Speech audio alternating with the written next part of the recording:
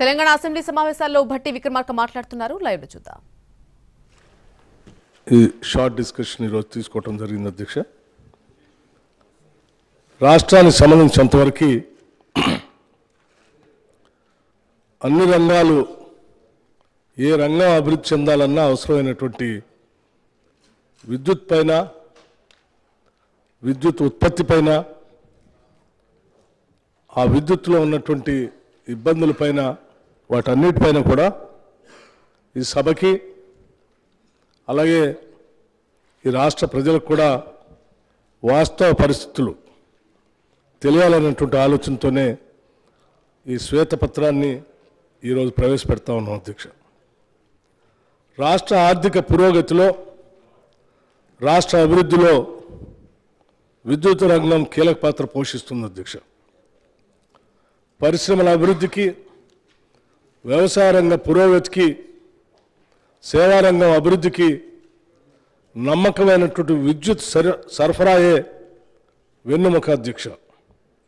వైద్య రంగంలోని అత్యవసర సేవలకైనా, రవాణా మరియు సమాచార రంగాల మనుగడకైనా నాణ్యమైన విద్యుత్ సరఫరా చాలా ముఖ్యం అధ్యక్ష. రాష్ట్రంలోని ప్రజల నాణ్యమైన జీవన శైలిని సూచించేది కూడా విద్యుత్ అధ్యక్ష. మొత్తంగా చూస్తే ఆర్థిక పరంగా, నిర్వహణ పరంగా విద్యుత్ రంగం పరిపుష్టంగా ఉండటం రాష్ట్ర మనుగడకి చాలా అవసరం అధ్యక్ష. తెలంగాణ రాష్ట్రం ఏర్పడే నాటికి టీఎస్ జెన్కోలో స్థాపిత విద్యుత్ ఉత్పత్తి సామర్థ్యం 4365.26 మెగావాట్లు అధ్యక్ష.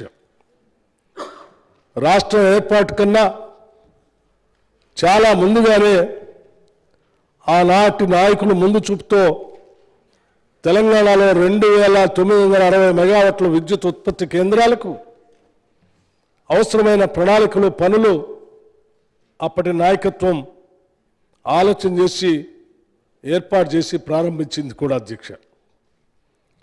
రాష్ట్రం ఏర్పడిన తర్వాత ఉత్పత్తి ప్రారంభించిన ఈ కొత్త విద్యుత్ ఉత్పత్తి కేంద్రాలే తర్వాత కాలంలో తెలంగాణలో నాణ్యమైన విద్యుత్తును అందించడంలో కీలక పాత్ర పోషించాయి.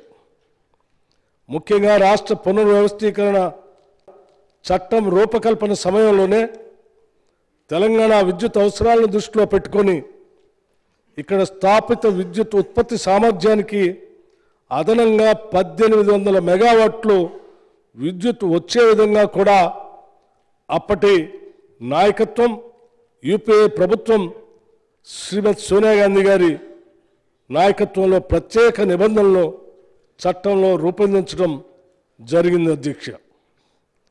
రాష్ట్రం ఏర్పడిన తర్వాత గత ప్రభుత్వం మొదలుపెట్టి పూర్తి చేసింది కేవలం 1080 మెగావాట్ల భద్రాద్రి థర్మల్ ప్రాజెక్టు మాత్రమే. ఈ ప్రాజెక్టు కూడా పూర్తి కావటానికి సుదీర్ఘకాలం పట్టింది అధ్యక్ష. ప్రమాణాలకు విరుద్ధంగా సబ్ క్రిటికల్ టెక్నాలజీ ఉపయోగించడం వల్ల పెట్టుబడి వ్యయం కూడా గణనీయంగా పెరిగింది. మరొక ప్రాజెక్టు బొగ్గు గనులకు అత్యంత దూరంగా నిర్మాణంలో ఉన్న 4000 మెగావాట్ల యాదాద్రి థర్మల్ పవర్ ప్రాజెక్టు. ఈ ప్రాజెక్టు వ్యయంలో కేవలం బొగ్గు సరఫరా అదనపు వ్యయమే సంవత్సరానికి 800 కోట్లు అధ్యక్ష. ప్రాజెక్టు జీవితకాలం 30 ఏళ్ళు అనుకుంటే ఈ వ్యయం మరింత భారీగా ఉండబోతా ఉంది అధ్యక్ష. ప్రస్తుతం రాష్ట్ర విద్యుత్ రంగ పరిస్థితి చాలా ఆందోళనకర పరిస్థితిలో ఉన్నది అధ్యక్ష. డిస్కమ్లు ఇప్పటిదాకా మూటగట్టుకున్న నష్టాల మొత్తం విలువ 62,461 కోట్లు అధ్యక్ష. 31 అక్టోబర్ 2023 నాటికి అప్పులు మొత్తం 81,516 కోట్లు. ఈ అప్పుల మొత్తంలో 30,406 కోట్లు కరెంటు సరఫరా చేసిన జనరేటర్లకి బకాయిలు చెల్లించడం కోసం తీసుకున్న రోజువారీ నిర్వహణ మూలధనం అధ్యక్ష. మూలధన రుణం ఇవి కాకుండా విద్యుత్ ఉత్పత్తి సరఫరా సంస్థలకు 28,673 కోట్లు బకాయిలు ఇంకా చెల్లించవలసి ఉంది అధ్యక్ష. విద్యుత్ కొనుగోళ్లలో డిస్కమ్లు ఇన్ని ఇబ్బందులు ఎదుర్కోవటానికి ముఖ్య కారణం రాష్ట్ర ప్రభుత్వంలోని వివిధ శాఖలు ఏళ్లుగా చెల్లించని 28,842 కోట్లు బకాయిలు అధ్యక్ష. ఈ మొత్తం బకాయిల్లో ఒక్క సాగునీటి శాఖ చెల్లించవలసిన బకాయిలు 14,193 కోట్లు. ఇవి కాకుండా విద్యుత్ కొనుగోళ్లు వాస్తవ సర్దుబాటు ఖర్చుల కింద ట్రూ అప్ కింద గత ప్రభుత్వం డిస్కామ్కి చెల్లిస్తానని మాట తప్పిన 14,928 కోట్ల భారం డిస్కామ్ల ఆర్థిక స్థితిని మరింత కుంగదీసే అధ్యక్ష. ఈ పరిస్థితుల్లో కేవలం రోజువారీ మనుగడ కోసమే డిస్కమ్లు అలవికాని అప్పులు చేయవలసిన స్థితికి చేరాయి. విద్యుత్ కొనుగోలుకు అవసరమైన నిధులను ఈ అప్పుల మార్గంలో సమకూర్చుకోవటం చాలా కష్టంగా కూడా ఉంది అధ్యక్ష. గత ప్రభుత్వం సకాలంలో చెల్లింపులు జరపకపోవటం వల్ల, సంస్థలకు ఇచ్చిన వాగ్దానాల్ని నిలబెట్టుకోకపోవటం వల్ల ఇవాళ డిస్కమ్లు అప్పుల ఊబిలో కూరుకొని పోయి ఉన్నాయి అధ్యక్ష. విద్యుత్ సంస్థలకు సకాలంలో విడుదల చేయవలసిన నిధుల విషయంలో గత ప్రభుత్వం ఆర్థిక క్రమశిక్షణ పాటించకపోవటం వల్ల ఆర్థికంగా కుదేలైన విద్యుత్ రంగాన్ని గత ప్రభుత్వం నుండి వారసత్వంగా పొందినప్పటికీ రాష్ట్రంలోని విద్యుత్ వినియోగదారులందరికీ నాణ్యమైన నమ్మకమైన విద్యుత్తుని బాధ్యతాయుతమైన పారదర్శక మార్గంలో అందించడానికి, వ్యవసాయ రంగానికి ఉచిత విద్యుత్ అందించడానికి ఈ ప్రభుత్వం కట్టుబడి ఉన్నది అధ్యక్ష.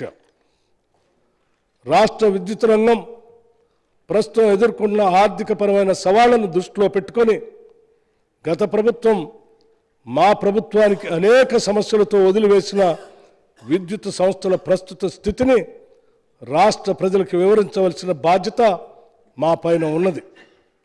అందుకే రాష్ట్రం ఏర్పడిన నాటి పరిస్థితులను, తదనంతరం దాదాపు 10 ఏళ్ల పాటు గత ప్రభుత్వం విద్యుత్ సంస్థలను నిర్వహించిన తీరును, ఆర్థికంగా నష్టాల్లోకి నెట్టిన తీరును ఈ శ్వేతపత్రం ద్వారా వివరించే ప్రయత్నం చేశాం అధ్యక్ష.